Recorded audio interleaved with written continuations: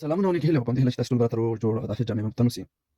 خدای شته چې ډېر خفه شوم کله مې چې د فیسبوک مخپاڼه وکتله، هلته لیکل شوي او بعضې ملګرو هم رالېږلي وو چې 300 افغانان مظلوم بېچاره غریب افغانان ایران قتل کړي دي.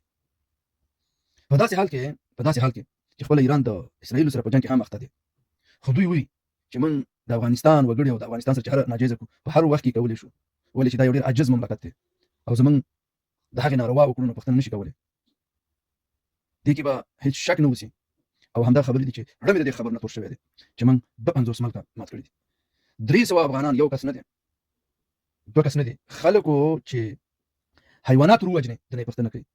خو زمونږ د 300 افغانانو پوښتنه په هغه شکل نه کېږي لکه څنګه چې لازم وي. د اسامه چې افغانستان ته راځي د دې دپاره چې هلته یې خرابي کړې ده، ټول افغانستان د تیغه تیری او پاکستان ورسره نیمه هم زیانمنوي د دې دپاره چې د هغوی خلک مړه شي. مونږ که نن دا غوښتنه کوو چې د دې په جدي ډول پوښتنه وشي او غلي دې نه پاتې کېږي، غندنه مندنه نه، سفارت یې وربند کړي او هغه څه چې په دوی باندې فشار راوړي هغه کړنې ترسره شي.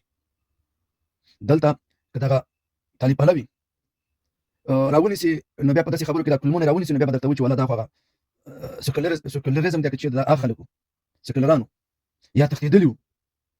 په داسې حال کې چې دا د حکومتونو مسؤلیت جوړېږي چې په هره خاوره کې افغان اوسي او درد ورته ورسېږي، باید د هغه ملک سفیران د هغوی پوښتنه وکړي او د هغوی غم وخوري او هر څه ته چې ضرورت لري هغه ضرورت یې ور راپکړي.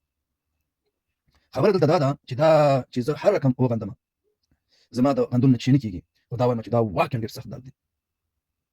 هغې کور ته چې دا مړي ورځي بلها درد لري. او بله یوه خبره چې دا ډېره مهمه ده، 300 کسان په جنګ چې کوي او د مرمۍ ګولۍ هلته نه مړه کېږي. د جنګ چې کوي د جنګ ګولۍ هلته بچېږي، مقصد یا بریا مومي، یعنې جنګ ته دومره دغه نه دښتېږي. اما 300 افغانان دا ډېره غټه خبره ده.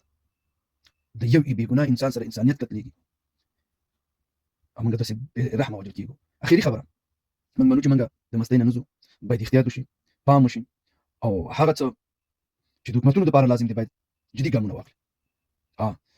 نور مو وخت نه نیسم، رام وسپارم، ښاد او آباد او سرلوړي او کامیابه اوسئ. یا الله ته مو د باقي غمه خلاص